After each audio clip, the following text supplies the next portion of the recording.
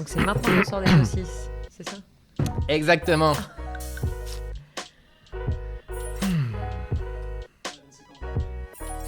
Bonjour Caroline. Bonjour Théo. Et bonjour Clémence. Salut Théo. Je Salut Caroline. Je suis hyper content de commencer ce premier échange avec toi, Caroline, et surtout ce premier enregistrement, ce premier épisode avec pertinence. Clémence, voilà, c'est trop cool de commencer. Complètement. En plus, on est hyper content de t'avoir toi, Caroline, parce qu'il y a 1 an, on t'avait interviewé dans le cadre du démarrage et lancement de ton livre, le guide du RH et du management, et on avait fait une super interview. Donc on s'était dit que pour démarrer, ce serait super de t'avoir encore sur un plateau pour un tout autre sujet, puisque notre co-branding à nous deux, c'est d'interviewer des experts qui puissent donner des clés de réussite aux entreprenants et entreprenantes. Et c'est pour ça qu'aujourd'hui, on va discuter tous les 3. Exactement, c'est trop cool. Et donc ton livre est sorti depuis, pour le coup, il faut quand même le dire. Caroline, qui es-tu ? Alors, je me définirais comment disons qu'aujourd'hui, je suis à la fois donc auteure, comme l'a dit Clémence, je suis conférencière. Alors aujourd'hui plutôt webinareuse. Ouais. Je fais aussi des formations. Et quand je me suis lancée il y a maintenant quasiment 7 ans, j'ai d'abord démarré par des formations sur mon expertise, sur mon cœur de métier que j'avais expérimenté pendant 15 ans, qui était le marketing digital. Donc moi, j'ai toujours évolué dans les nouvelles technologies, à la fois côté parfois agence, côté entreprise, côté grand groupe, côté start-up. J'ai quand même pas mal voyagé durant 15 ans, j'ai fait 7 entreprises différentes. Et puis au bout de 15 ans, j'ai eu envie effectivement de pouvoir gérer mon emploi du temps, d'être libre, voilà, d'être indépendante. Et donc j'ai commencé par des formations sur mon expertise. Et puis assez vite, j'ai évolué vers l'accompagnement au changement, puisqu'en fait, quand tu formes au marketing digital, tu t'aperçois vite que le sujet n'est pas tant l'expertise qu'une nouvelle forme de collaboration, de savoir-être, de posture par rapport à un monde de plus en plus impermanent. Je crois que là, en ce moment, nous sommes servis. Mais déjà avant, c'était le cas. Un monde de plus en plus incertain. Et comment tu gères différemment ton rapport à l'ego et au pouvoir. Ok. Et justement, pour revenir un petit peu juste sur ton parcours, donc tu as lancé ta propre société il y a 7 ans, c'est ça ? Exactement. Qu'est-ce qui a fait, qui s'appelle Be-Birds ? D'ailleurs, tu nous diras pourquoi ça s'appelle Be-Birds. Oui, c'est vrai. Et pourquoi tu as voulu te mettre à ton compte ? Alors, cet aspect liberté, en fait, c'est ça ce que tu disais tout à l'heure. Et c'est vraiment ça qui t'a tenu à cœur. Et surtout, quel a été le déclic pour te dire « Ok, j'y vais, quoi ». Parce qu'il faut quand même, si tu as fait plein de boîtes aussi différentes, c'est que tu avais peut-être ce besoin de sécurité.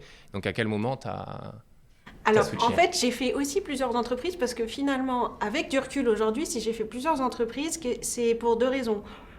J'aime bien essuyer les plâtres de façon générale, donc j'aime bien me remettre en question assez souvent. Et donc, au bout d'1 an et demi, 2 ans dans un poste, je commençais à ressentir du re-rendement, en tous les cas selon ma définition, et j'avais toujours envie de changer. Et puis, j'avais toujours surtout envie de rajouter des cordes à mon arc. Jamais me spécialiser, jamais de devenir ultra experte sur un seul sujet, surtout sur le digital, il y en a tellement. Ça aurait été franchement dommage, en tous les cas, pour moi, c'était dommage. Ouais.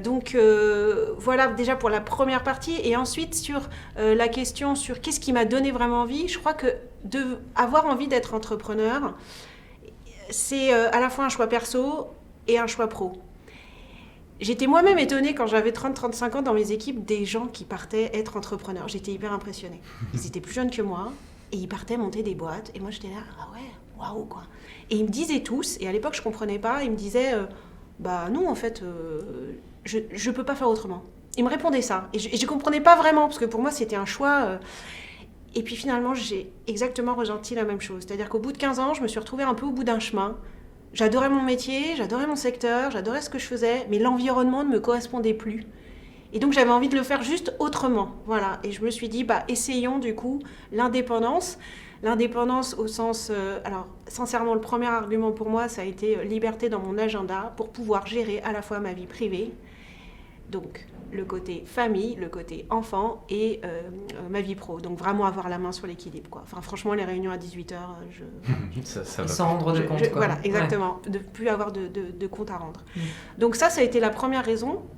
Et puis la deuxième, je pense que c'était aussi comment finalement créer un peu mon poste. Parce que finalement, moi, j'avais toujours envie de faire plein de choses et je me sentais un peu à l'étroit, je me sentais un peu coincée dans les entreprises où parfois je levais le doigt pour faire d'autres choses en plus, et puis en gros, bon, bah non, ça rentrait pas dans la case de mon poste, alors non, c'était pas possible de faire aussi ça. Okay.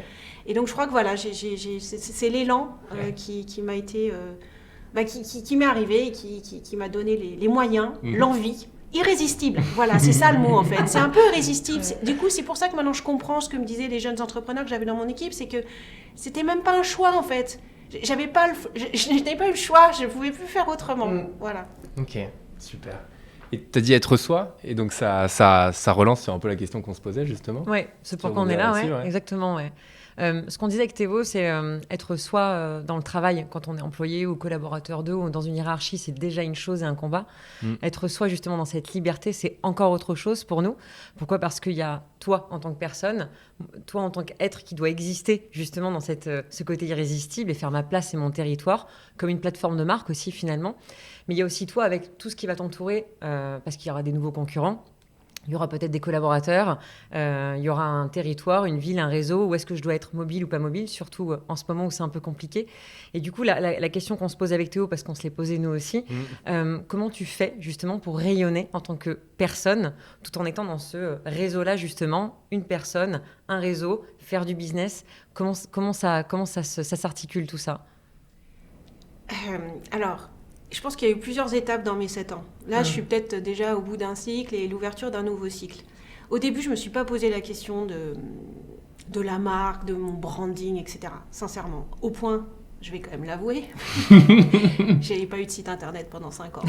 Ok, effectivement. Donc, je me suis lancée avec, même pas des cartes de visite, je me suis lancée avec des petits-déj, j'allais à des conférences, je rencontrais des gens, je revoyais toutes les personnes que j'avais croisées dans mon parcours, et juste, voilà, je les écoutais, puis on échangeait, et je parlais plus, et du coup, je vais répondre à la question que tu as posée, parce que, sur pourquoi mon nom, et donc, ce que j'expliquais plus, parce que par contre, il y a quelque chose que j'avais bien travaillé, c'était pourquoi ce nom, et quelle était ma philosophie, en fait, c'était quoi ma démarche, indépendamment des activités.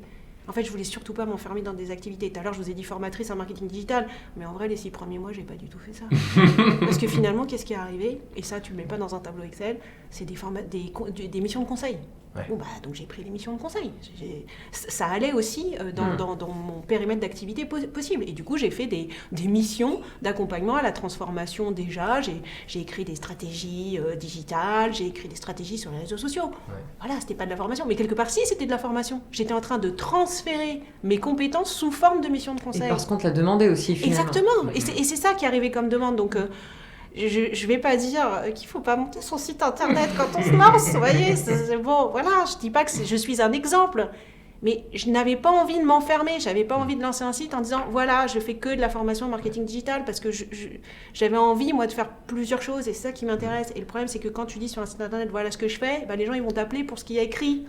Ouais. Donc, et c'est intéressant ce que tu dis, ce côté justement ne pas s'enfermer et se dire au départ, tu peux avoir une idée de faire quelque chose et uniquement une, mais en fait non, il faut ouvrir ses chakras et se dire qu'on peut faire plein d'autres choses, et si on nous appelle pour nos compétences, go for it, quoi. Exactement. Et en fait, alors il y a un article il a déjà été posté il y a 4-5 ans, qui le disait très bien, réfléchissez pas forcément à votre métier, et je trouve ça très intéressant aussi bien pour des jeunes que des jeunes adultes, que des seniors qui veulent monter leur entreprise. Ouais. Réfléchissez à vos verbes d'action. Ouais. Ouais. Et donc, en fait, moi, le verbe d'action que j'avais en moi, c'était transmettre. Je l'avais déjà dit dans l'entreprise, de la dernière entreprise que j'ai quittée. J'avais dit, je voudrais faire de la formation, et puis pour plein de bonnes raisons, c'était pas possible, ça s'est pas fait. Donc voilà, donc ce mot transmettre, tu peux transmettre de différentes façons. Et donc, j'ai beaucoup, en revanche, travaillé sur Be Bird. Hein, le choix de mon nom, qu'est-ce que j'ai envie de transmettre. Et c'est ça qui est apparu, en fait. C'est qu'en fait, la philosophie que j'avais, c'est je voulais pas être dépendante des gens pour lesquels j'allais travailler. Donc surtout pas être en régie, dans des missions de conseil pendant 1 an, avoir qu'un seul client, parce que sinon je m'étais dit, autant retourner en CDI. Hein. C'est plus confortable. Et je voulais pas être dépendante d'eux, et je voulais pas qu'ils soient dépendantes de moi. Ouais. C'était dans les deux sens. Okay. Donc j'étais forcément dans... Moi, ce qui donne du sens à mon travail, c'est de savoir que j'ai transféré ce que je sais faire. En fait, c'est bizarre ce que je vais dire, mais moi, mon indicateur de succès, c'est quand on me dit « Caroline, on n'a plus besoin de toi, on sait faire ». Ça paraît dingue, hein, mais moi, oui, c'est ça le sens que je donne à ma journée quand je me lève le matin, c'est de me dire « Tiens, à quel moment mon client va me dire D'ailleurs, j'en profite pour remercier tous mes clients qui, du coup, vont me dire bon, Caroline, ça y est, c'est aujourd'hui. Alors, pas tous en même temps. C'est juste ce que je vous demande. Mais voilà, j'ai vraiment plaisir à transmettre ce que je sais faire, les talents que j'ai de façon plus ou moins innée, naturelle, et les talents que j'ai acquis. Parce que il n'y a pas de secret, hein. Plus on travaille et plus on est meilleur dans ce qu'on fait. Donc voilà, c'est un peu l'histoire de Bee-Birds. Soyez des oiseaux, je vous accompagne dans le fait de quitter votre cage ou la branche sur laquelle vous êtes pour vous permettre d'aller vers une autre branche maintenant, puisqu'une fois que vous avez acquis cette compétence, vous pouvez aussi en acquérir d'autres. Bon, du coup, mes clients peuvent rester avec moi parce que j'ai d'autres talents. Donc, continuer de monter en compétences finalement, mais tu les rends autonomes en tout cas. Exactement, les rendre autonomes, parce que les rendre autonomes, ça veut dire me rendre autonome. Et donc, quelque part, je suis un peu... centré sur mon objectif principal, qui est l'indépendance, mais poussé à son paroxysme. Et c'est génial justement parce qu'en fait, tu disais dans l'intro tout à l'heure, c'est être soi, donc être soi avec les autres, mais être soi aussi pour que les autres soient eux. Enfin, il y a vraiment cet aspect-là où, on parlait du être soi ensemble en fait, mais c'est vraiment ça. Et dans ce que tu fais, dans cette transmission, tu l'as dit plusieurs fois, aussi transmettre aux autres le fait d'être eux-mêmes aussi, quoi. Oui, et de devenir plus grand sur un talent. Et c'est quand même mes clients, c'est dans l'autre sens, parce qu'on peut croire que transmettre, moi je donne, je reçois pas. Mais évidemment non. Enfin, c'est mes clients qui me font grandir. Hein. Enfin, ça je l'avais déjà appris en CDI, mais parce que vous êtes confrontés à l'altérité, et il n'y a que l'altérité qui peut finalement vous faire prendre conscience de votre identité propre. Parce qu'on se définit aussi parce que l'autre vous renvoie, parce que l'autre est ou n'est pas, contrairement ou spécifiquement ou communément à vous. Donc voilà, c'est une jolie danse, une jolie valse, je trouve, entre soi et les autres, de se connaître soi-même finalement. Et du coup, tu continues à saisir ces opportunités, à être appelé régulièrement par ton réseau. Comment tu fais aujourd'hui pour passer justement toi de branche en branche, pour évoluer dans ton cycle et évoluer dans ta carrière quelque part? On parlait de réseau tout à l'heure, mais qui sont tes clients? Comment tu crées ton business? Alors, très bonne question. Parce qu'effectivement, si je reprends le fil de l'histoire, je vous ai dit qu'au début, j'avais fait 100 sites internet et 100 cartes de visite. Bon, au bout d'un moment... Voilà. J'attendais, Voilà, faut savoir quand même un petit peu être congruent. Parce que quand tu vas vendre dans le digital et qu'on te dit, mais au fait, tu peux me montrer ton site? J'en ai pas. Bon, parfois, ça devenait une blague en même temps, c'est une forme de dérision. Mais effectivement, au bout d'un moment, j'ai ressenti la nécessité d'être visible. D'être visible. Donc ça s'est passé, la prise de conscience, elle a eu lieu il y a, je dirais, 3 ans, et j'ai mis 1 an pour assumer d'être visible. À partir du moment où la question était dans mon esprit. En fait, c'est arrivé parce que, et je vais te dire pourquoi, pour moi, c'était en mai 2017. Je couvre un événement, donc jusqu'à maintenant, j'étais quand même moins en visibilité. Je faisais des formations, je faisais de l'ingénierie pédagogique, j'étais plutôt à l'intérieur des entreprises. D'un seul coup, je me retrouve sur une scène. C'est en mai 2017, c'est avec Raphaël Briner, d'ailleurs, que je salue au passage, pour un événement qu'il co-organise avec son entreprise. Et je retrouve le plaisir de la scène. Parce que dans mon histoire, entre l'âge de 10 ans et l'âge de 30 ans, j'ai fait beaucoup de théâtre. Okay. Voilà, beaucoup, comédie musicale, sketch, etc. Et je retrouve... oui, c'est vrai. Je n'ai pas encore 30 ans, par contre. Mais je fais pas mal de théâtre. Tu vois, tu comprends tout à fait. Je comprends tout à fait. C'est vrai, c'est rigolo. Mais déjà, attends, j'ai vu. Si j'ai ton parcours, moi aussi, j'ai vu ton LinkedIn. Donc, je retrouve le plaisir de la scène. Il s'avère que dans la salle, il y a à la fois des personnes que je ne connais pas du tout et des personnes qui me connaissent. Et j'ai vraiment un renvoi de commentaires où, en gros, tout le monde me dit « mais t'es comme un poisson dans l'eau ». Effectivement, c'était toute une journée. J'étais pas tout le temps sur scène. J'interviewais différentes personnes. Mais je retrouve clairement un kiff, mais absolu, phénoménal. Voilà, j'ai quitté, entre guillemets, cette histoire de théâtre quand j'avais 33 ans. Donc maintenant, ça fait un petit paquet d'années, puisque j'ai un tout petit peu plus de 30 ans. Voilà. Et donc, du coup, prise de conscience 2017, Clémence, tu vois. Et là, je me dis, ok, sauf que demain, si tu veux faire des événements plus souvent, qu'en gros, tu vas être conférencière, etc., va falloir un tout petit peu te rendre visible. Ouais. Donc là, se pose la question, ok, je vais lancer un site internet. Très bien. Il va s'appeler comment? Et là, Il n'y avait pas de raison qu'il s'appelle Bee-Bird, en fait. J'en discute avec d'autres entrepreneurs, notamment avec mon co-auteur Emmanuel Villiers. Il me dit, non, là, du coup, il faut que tu communiques sur ton nom. Bee-Bird, c'est juste ma structure, c'est la couverture juridique, etc. Donc, réflexion, parce que non seulement il faut que je lance un site, et en plus, il faut qu'il soit à mon nom. Compliqué. Compliqué pourquoi ? Alors, j'ai une coach, voilà, parce que je pense, en tous les cas, moi j'en ai ressenti le besoin.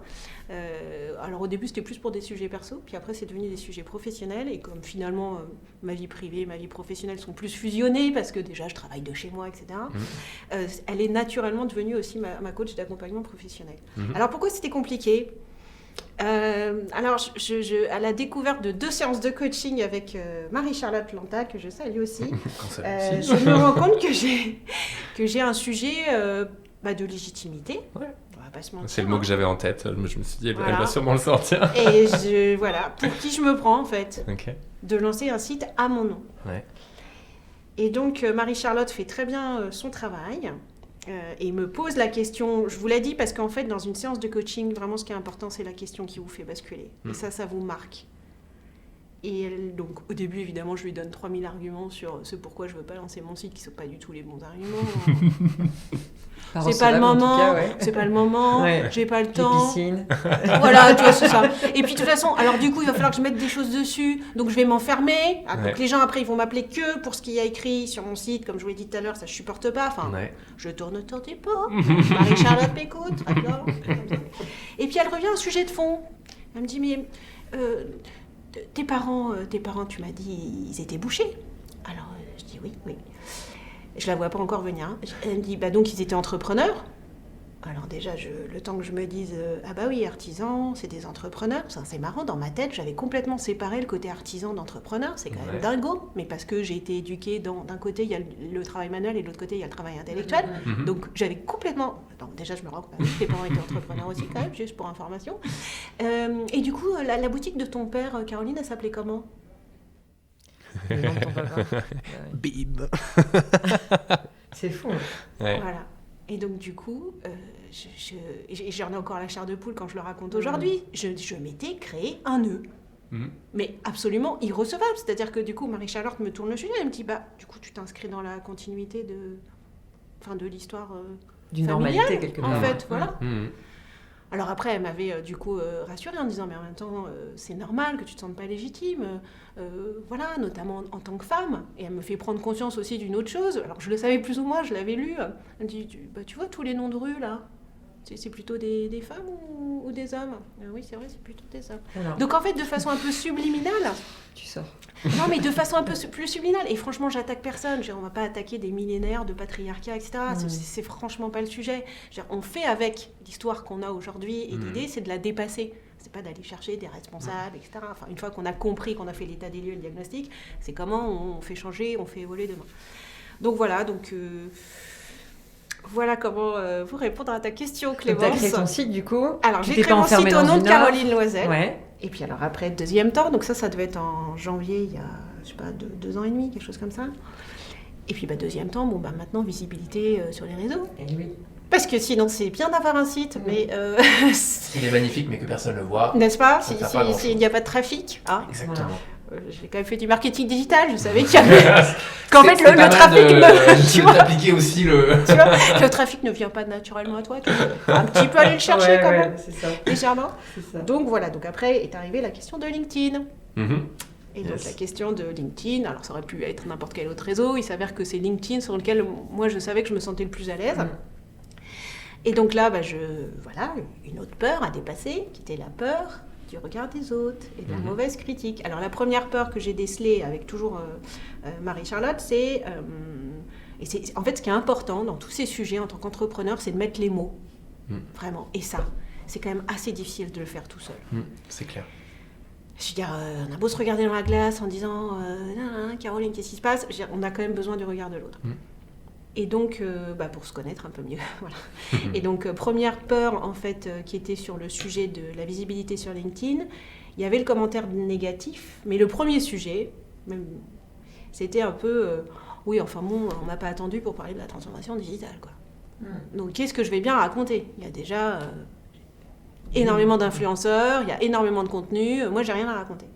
Et là, question de bascule. Donc, une fois après avoir dit tout plein de choses pour pas vouloir aller sur LinkedIn, mais en même temps avec l'envie d'y aller. Oui, c'est ça qui est important. Parce que quand on décide d'aller régler son sujet, on a déjà fait la moitié du chemin. Ouais. Ça veut dire qu'après, on va y arriver. Parce qu'on fait la démarche de... Non, mais en fait, voilà. En fait, juste, ce n'est plus possible de ne pas être sur un réseau. Ce n'est plus possible de ne pas avoir de site. Ça ne correspond pas à l'objectif, quoi. Et donc là, en fait, la question de bascule de Marie-Charlotte, ça a été... on va prendre un thème, par exemple, les chansons d'amour. Et là, je la vois arriver pour le coup. Ouais, ok, c'est bon. Oui, c'est vrai qu'il y a des milliards de productions culturelles sur l'amour. Il y a des livres, il y a des... Donc, en fait, qu'est-ce qui va compter, Caroline ? Ce qui va compter, c'est la façon dont moi, je vais le raconter. J'adore. Oui, c'est vrai. Oui, c'est vrai. Et voilà, et elle a levé ma peur. Et finalement, après, pour continuer à alimenter ce sujet-là, effectivement, tu te trouves en faisant. Enfin, c'est du bon sens, c'est du b.a.-ba. Je sais que j'enfonce une porte ouverte en disant ça. Mais le sujet, c'est d'avoir travaillé dessus, d'avoir eu le courage quelque part. Et je me demande si en même temps, le courage, il vient pas qu'à un moment donné, tu te dis non, mais ça, c'est plus possible. Tu vois ce que je veux dire ? Est-ce que le courage, il n'est pas aussi d'une frustration qui, à un moment donné, devient tellement... je ne vais pas dire que ça cause une souffrance insupportable, mais tu te dis, non, mais là,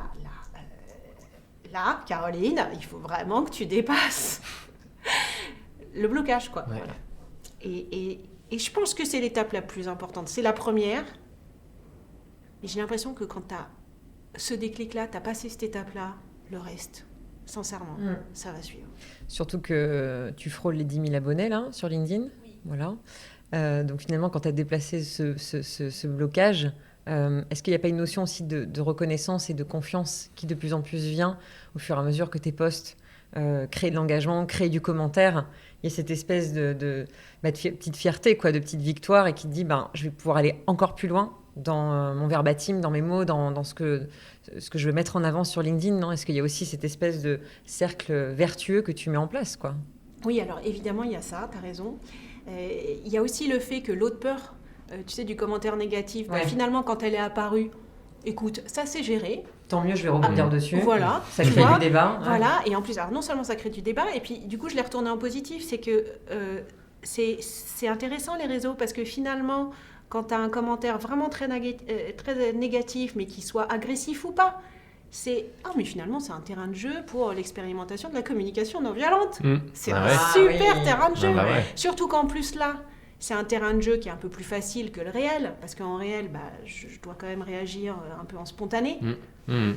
Oui. Là, tu peux te dire, attends. Je vais lui répondre demain. Je vais attendre demain. Il m'a bien énervé. Mais... C'est ça. C'est exactement ça. Tu vois ? Très bon exercice de contrôle de soi. Alors la Caroline, même si tu as très envie de répondre tout de suite, réponds sur un petit papier juste à côté, tu laisses reposer 24 heures et tu réponds jamais ce que tu avais prévu de répondre dans la demi-heure qui suivait le commentaire. Donc en fait, il y a effectivement le fait de se dire cercle vertueux, tu trouves ton audience à ton rythme, au rythme qui te convient, avec en plus du coup des commentaires qui t'enrichissent. Enfin, un des derniers posts que j'ai fait, mais c'était sur la fatigue liée à Zoom. Je sors d'une conférence, j'ai été, alors pas Zoom ou n'importe quel, je suis en train de faire de la pub pour c'est ça. N'importe quel visio, Teams, Sharing for You pour parler d'un français quand même. On va donner tous les noms. C'est Livestorm. C'est bon, on les a tous. Donc je sors d'une conférence de 2 heures sur un outil à distance. Je suis ultra fatiguée. Je me dis, mais c'est pas possible, t'as couvert des événements pendant une journée, t'es quasiment aussi fatiguée qu'après 2 heures derrière ton ordinateur, quoi. Qu'est-ce que c'est que ce truc ? Et moi, j'en déduis que je suis moins portée par les énergies.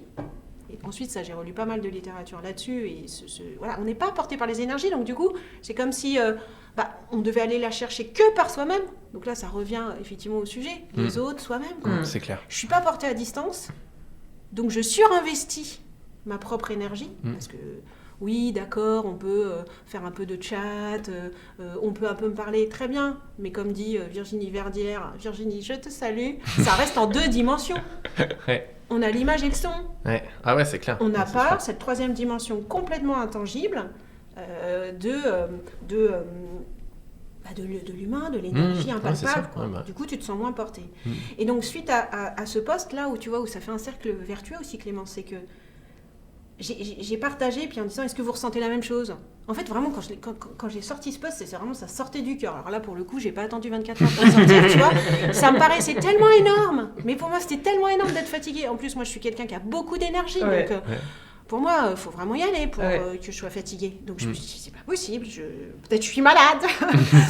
Et là, énormément de réactions. Et il y a tellement une réaction que pendant 3 jours, j'étais sous adrénaline, je te promets. Et du coup, j'ai eu tout de suite l'envie de me dire, attendez, j'en ai écrit un article parce que là, tout ce que vous êtes en train de me dire, mais c'est passionnant pour, tu vois, chacun essayer de trouver une explication en faisant des références à des études ou pas, à son propre ressenti. Et du coup, j'ai écrit un article 48 heures après. Et ça a été aussi galvanisant pour moi, tu vois, c'est-à-dire que le plaisir que j'en ressors, c'est d'avoir co-créé un article, parce qu'évidemment, j'ai recité, tu vois, les 10, 15 personnes, alors, j'ai pas pu reprendre tous les témoignages, puis il y avait des témoignages qui se recoupaient, donc voilà, bon, bah voilà, ça c'est des bonheurs sur les réseaux sociaux. Totalement, c'est génial, et on s'est regardé avec Clémence en rigolant un peu, t'as dit co-créer, mais en fait... tu co-crées quasiment tout. Enfin, alors, je sais pas tout ce que tu fais, mais tu co-crées énormément. Ton livre, tu l'as co-écrit. Là, tu viens de dire co-créer un article. Au final, l'accompagnement, tu l'as co-fait avec quelqu'un. Je sais pas comment dire exactement. Et à quel point c'est important pour toi, cette co-création, tu parles d'énergie, justement, c'est aller aussi chercher l'énergie ailleurs pour faire ressortir la tienne également. Est-ce que ça, tu peux nous en parler aussi Alors, il y a ça. Il y a cette histoire, effectivement, de l'énergie communicante, transvasement, c'est le mot qu'ils emploient là, dans le Philosophie Magazine que je vous invite à lire du mois de novembre, là, qui était sur la fusion vie privée, vie pro, transvasement d'énergie. Et ça, on n'est pas capable de le mesurer, je ne crois pas qu'il y ait d'études là-dessus, mais voilà, je ne suis pas la seule à ressentir ça. Et la prise de conscience vraiment de ça, je vais te dire quand est-ce qu'elle est venue. Il y a 7 ans, quand j'ai fait des formations en marketing digital, enfin 6 mois après, puisqu'au début j'ai fait une petite mission de conseil, à tous les entrepreneurs et entrepreneuses, tout ce que vous avez prévu n'arrivera pas, hein, c'est normal. En revanche, c'est important de l'avoir quand même écrit dans un fichier Excel.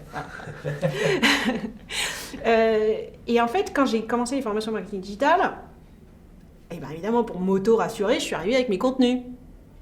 Tous mes petits slides PowerPoint, tout ça. Et puis, en fait, je me suis rendu compte que la vraie valeur, et là où moi j'apprenais, c'est quand je laissais parler les gens, quand j'ouvrais le dialogue. Et donc, quand au début, j'étais partie, au début, je pense que j'étais sur un pourcentage, admettons 2 jours de formation, je devais faire 75%, 80% de descendants, sincèrement, j'étais comme ça dans les premières sessions, et 20-25%, on fait des exercices pratiques, des expérimentations, espace de dialogue. Et quand j'ai vu la puissance du dialogue, que eux-mêmes apprenaient entre eux, ils réglaient même des problèmes entre eux d'organisation, d'ailleurs, petite parenthèse. Et là, je me suis dit, ok, en fait, quand je fais une formation, je suis aussi utile pour potentiellement répondre à des dysfonctionnements, tu vois. Donc, très bien, je n'avais pas imaginé ça. Et là, j'ai ouvert. Et tu vois, c'est ce que j'ai gardé de mon expérience de formatrice. Donc, tu vois, au bout de 6 mois, 1 an de formation, j'étais plutôt 50-50. 50% de descendants, 50% de dialogue, d'espace de discussion, etc. Et voilà, et en fait, c'est effectivement, comme tu as dit, c'est le transvasement d'énergie, la puissance des échanges d'énergie, mais c'est surtout aussi le côté, c'est ce qui va me faire grandir et ce qui va encore faire plus les gens grandir. Et donc, quelque part, c'est un travail sur l'ego. Parce que quand tu arrives et que tu es formatrice, bon, du coup, tu te dis, mon job, c'est quand même de transmettre. T'as l'impression que tu es dans une relation que dans un sens. Donc voilà, c'est vraiment ce que j'ai appris sur le terrain. C'est des choses qu'on peut lire partout. Mais comme on dit toujours, et là il y a des études, ça c'est les travaux d'Amatio là-dessus, tu dois d'abord ressentir l'émotion pour l'ancrer dans ton corps, pour ensuite la faire vivre aux autres et l'avoir bien ancrée. C'est-à-dire que l'ancrage mental, c'est une chose. Tu peux l'avoir lu et dire « Ah oui, ça doit être vrai, c'est sûr, je vais essayer ». Mais tant que tu ne l'as pas ancré dans ton corps émotionnellement, tu n'arrives pas forcément à l'opérer et à le faire agir. C'est génial parce que ça fait, sur ton site, il y a une phrase de Maya Angelou, je ne sais pas comment on dit, et c'est exactement ça, la phrase c'est « J'ai appris que les gens vont oublier ce que vous avez dit, les gens vont oublier ce que vous avez fait, mais les gens n'oublieront jamais ce que vous leur avez fait ressentir ». Donc ces émotions-là, c'est aussi un moyen de se nourrir, quoi. Et cette phrase, c'est aussi la dernière phrase de l'ouvrage. Ouais. Et... le spoil. Non, mais... Ah ouais, le spoil. C'est la conclusion. Parce qu'il y a un pavé. En fait, il y a de quoi lire. 360 pages pour finir par une citation de Ryan. Ah merde, bon, bah déjà tu dis à tes clients de tous se barrer, on n'a plus besoin d'acheter le livre. Et alors, attends, juste après synchronicité, Ouais. y a un livre qui est sorti quelques mois après le nôtre, qui s'appelle Les talents cachés de notre cerveau, qui a été notamment écrit par Bernard Anselem, que j'ai déjà fait intervenir, qui est passionnant. Et lui, c'est la phrase de début de son ouvrage. C'est quand même... Non, mais énorme. Sincèrement, c'est drôle. Alors, c'est vrai que nous, on a un côté beaucoup plus pragmatique, business, opérationnel dans les organisations pour les RH et les managers, quand Bernard sera plus dans un ouvrage lié à l'individu et notamment au mécanisme de nos cerveaux, de fonctionnement de notre cerveau. Mais donc, les ouvrages se complètent, bien entendu. Carrément. On parle beaucoup donc de être, et tu as parlé de liberté aussi. Et moi, je me posais la question, est-ce qu'on peut être pleinement soi et tout en étant totalement libre ? Parce qu'en fait, on a des clients, on a des deadlines, on a un loyer à payer. Enfin, voilà. Comment ça, toi, tu arrives à faire en sorte que tout s'embrique bien, si c'est le cas ? Alors, pleinement de soi, tout en étant complètement libre. C'est marrant, j'aurais pas... Moi, je les opposerais pas, ces notions-là. En fait, sincèrement, tu vois, moi, ce que je ressens, Alors, c'est que... je les oppose pas parce que j'ai ajouté complètement. D'accord, ok. C'est vrai, tu les opposes pas. Mais alors, moi, ce que j'aurais à témoigner là-dessus, c'est de dire... Je me suis jamais sentie aujourd'hui aussi libre, parce que pour moi, la liberté, elle passe avant tout, je m'en suis rendu compte, par le fait que je suis indépendante d'un outil, d'une entreprise. Donc, je peux m'exprimer sur l'ensemble de ces sujets sans être inspirée par une marque, une entreprise. Et ça, pour moi, ça, je l'ai découvert vraiment quand j'ai quitté le CDI, il y a 7 ans. Très, très vite, dans les échanges. Ça, c'était un bonheur. C'est l'autre bonheur d'être quand même entrepreneur. Je me suis rendu compte que les langues se déliaient beaucoup plus depuis que je n'étais plus associée à une entreprise. Okay. Et moi-même aussi. Ouais.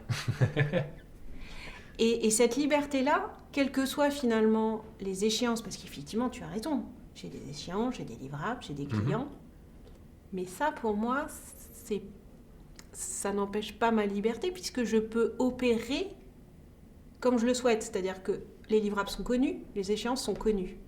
Donc ensuite, à moi de m'organiser. Et c'est là où je suis libre. C'est que dans les moyens, je suis libre. Oui, tu travailles chez toi ou pas, avec les personnes que tu veux, tu co-crées avec qui tu as envie. Exactement, exactement. Et comme tout le monde, je suis passée par des mauvaises expériences qui m'ont fait prendre conscience de ce que je voulais aussi, en termes de co-création, quelles valeurs je devais partager avec les personnes avec lesquelles je travaillais, que ce soit en apporteur d'affaires pour eux ou inversement, parce que ça, c'est un des sujets quand tu es solo-entrepreneur. Travailler en réseau. C'est vrai qu'on me renvoyait souvent, tu en as parlé un petit peu tout à l'heure, Clémence, le côté... Et toi aussi, Théo, sur le côté solo, mais en même temps, je travaille en réseau. Une des premières admirations et peurs à la fois qu'on m'a renvoyées quand je me suis lancée, c'était j'admire ce que tu fais, Caroline, enfin, c'est génial que tu te lances, mais moi, je ne pourrais pas travailler tout seul. Et alors, c'est marrant parce que ça, c'était pas ma peur principale, moi, tu vois. J'en avais d'autres, mais je n'avais pas celle-là. Et de toute façon, mon plan était prévu. Je m'étais donné 6 mois pour savoir si, j'étais capable de rentrer du business. Ça, c'était 50% du poids dans la décision. Et l'autre 50%, c'était vraiment très clair chez moi, c'était est-ce que le style de vie me va ? Et le style de vie, ça voulait dire aussi, finalement, est-ce que j'ai l'impression de travailler tout seul ? Comment ça va se passer ? Comment ça va se dérouler ? Est-ce que je vais aimer cette nouvelle vie ? D'être plus ou moins chez moi, etc. Voilà. Bon, les 2 critères étant validés au bout de 6 mois, j'ai continué et je suis encore là. Et c'est toujours un plaisir. Ils sont toujours validés. Mais par rapport à cette question de solitude, d'ailleurs, tu peux faire un parallèle avec la vie perso. Tu sais, quand tu deviens célibataire, j'avais d'autres célibataires à l'époque qui m'avaient dit non, mais le sujet d'être seul, en fait, c'est dans la tête. Mais elles avaient raison, ces personnes, en fait. Et c'est pareil pour solo-entrepreneur. T'es jamais seul. Puisque de toute façon, déjà, t'as des clients. Donc, quand bien même tu ne travailles pas en réseau avec d'autres associés ou d'autres types d'organisations, de toute façon, tu as ton client. Donc, tu ne travailles pas seul. Ton client, tu vas l'appeler, tu vas le voir, que ce soit à distance ou pas en ce moment, mais tu le vois quand même. donc voilà, donc il n'y avait pas de... Voilà, il n'y avait pas de sujet autour de ça. Donc, pour revenir à la question, est-ce que j'ai bien répondu, Théo ? Je sais plus quelle était liberté. ma question. En fait, tu essayais. Je pose des questions, moi j'écoute que la réponse, je me souviens un peu de ma question. Donc, En fait, c'était intéressant parce que, attends, est-ce qu'on peut c'était être autour... soi et en même temps complètement libre? C'était ça C'est ma ça. question. Ouh. Être soi et être libre. Et complètement, oui, tu avais dit libre. complètement libre. Bah, J'ai l'impression que oui. Eh ben, écoute, je n'ai jamais autant été moi-même que depuis que je suis entrepreneuse. Et ça, je l'aurais jamais prédit. Vraiment. Ça a été vraiment c'est une jolie découverte en chemin. Parce que tu peux tellement... En tous les cas, tu n'as plus d'excuses pour ne pas être toi-même. Ouais. Tu n'as pas de management. Enfin, moi, j'ai pas de manager. J'ai pas d'équipe, hein, c'est l'avantage ou pas d'être sous l'entrepreneur en fonction, hein, ça dépend comment vous regardez le sujet. J'ai pas de marque à défendre, je suis pas associée à quelque chose. Donc j'ai cette liberté de ton, de point de vue, de dimension.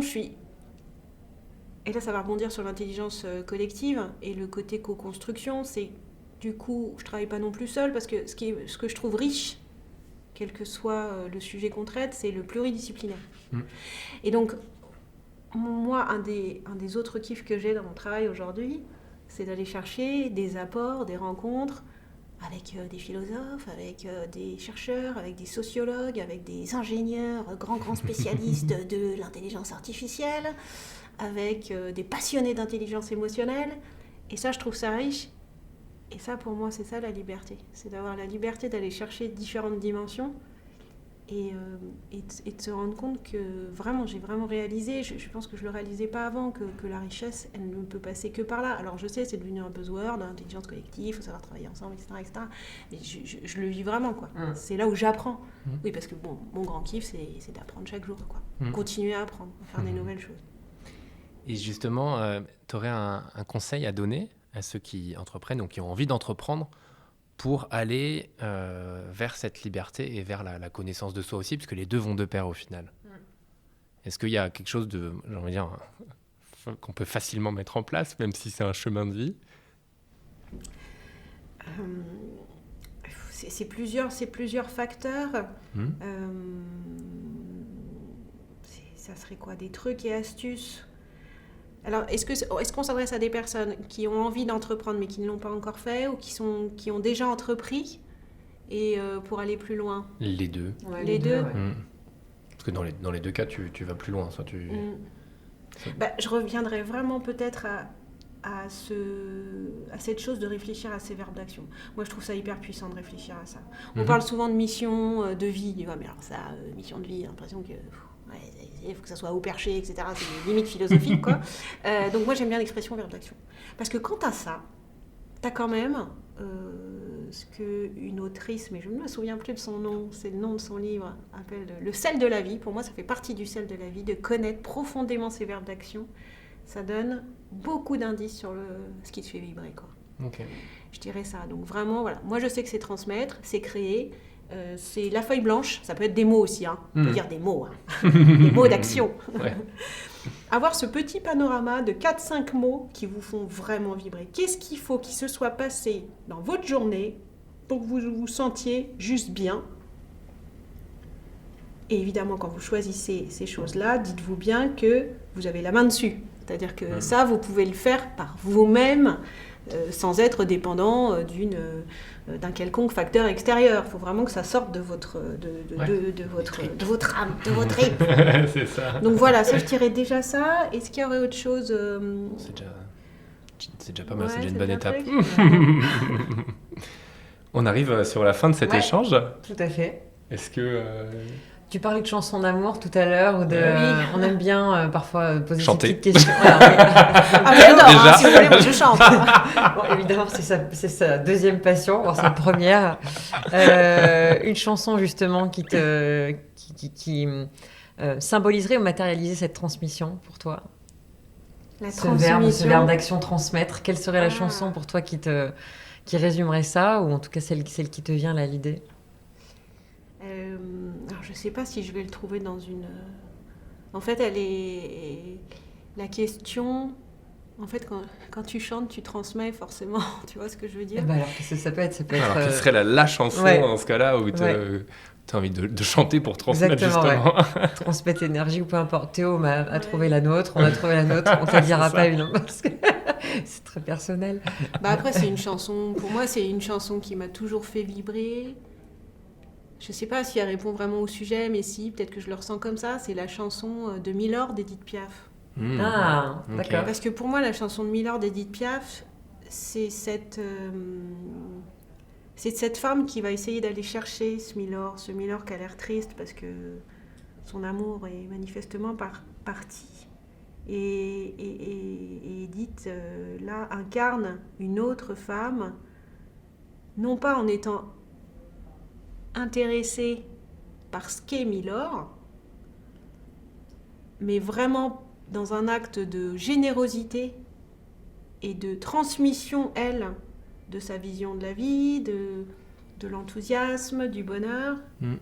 Et pour moi, cette chanson, c'est un vrai acte de transmission et d'amour, parce que l'amour, c'est un bel acte de don. Donc dans la transmission, t'as le don sans penser au contre-don. Ouais. Parce que c'est une chose de penser au don, c'en est une autre de ne pas en attendre autre chose. Un retour. Ouais. Donc voilà ce que je répondrai. Parfait, Super. C'est très bien. Tu t'es venu t'asseoir à notre table et il fait froid dehors. Donc on est en plus en pleine ligne avec la chanson, c'est parfait. Et de Paris, hein. Et ouais, en plus. Et en plus de Paris. La Titi parisienne. C'est ça. Est-ce que tu as une dernière question, une dernière chose à ajouter? Non, très bien. Juste un résumé. Donc tu parles de générosité, tu as parlé de courage de travailler, parce que c'est vrai que c'en est. Tu as parlé de co-créer, d'assumer, d'être visible, d'être porté par le réseau, de déclic, de ne pas être dépendant, de verbe d'action et de transmettre. Nous, ça va bien comme résumé. Ça nous va très bien même. Merci. Merci beaucoup. Tu veux un mot de la fin ou c'est good? J'y pensais récemment, donc je rajouterais effectivement peut-être une expression, parce qu'en ce moment, mon fils a 16 ans, donc il est en pleine réflexion sur ce qu'il souhaite faire. Mes parents m'ont beaucoup transmis, et je ne sais pas si j'ai pu le transmettre à Victor, c'est que quoi qu'il arrive, c'est la transmission du goût de l'effort. Okay. Je trouve que c'est une très belle, je ne sais pas si c'est une valeur, mais le goût de l'effort, alors ça pourrait aussi reprendre, même époque qu'Edith Piaf, Jacques Brel, qui dit que le talent, il ne dit pas que c'est 10%, mais qu'en gros, le talent, c'est surtout de la sueur. Et je crois que c'est assez fondamental, en tous les cas justement, en tant qu'entrepreneur, c'est trouver ce qui va nous donner l'envie de suer. De suer, c'est ça. Voilà. Okay. Il a raison de se lever tous les matins. Ouais. Exactement. Et vraiment d'en transpirer. Que votre corps, à la fois en souffre, parce que c'est pas tous les jours la fête. Hein. On passe par des épreuves. Donc il en souffre et à la fois il va en jouir, vraiment. Quoi. C'est ça. Caroline, merci beaucoup. Merci à vous. Clémence, merci. Merci Théo, merci Caroline. À très bientôt. À bientôt. À bientôt. Clap de fin, fais-moi un petit.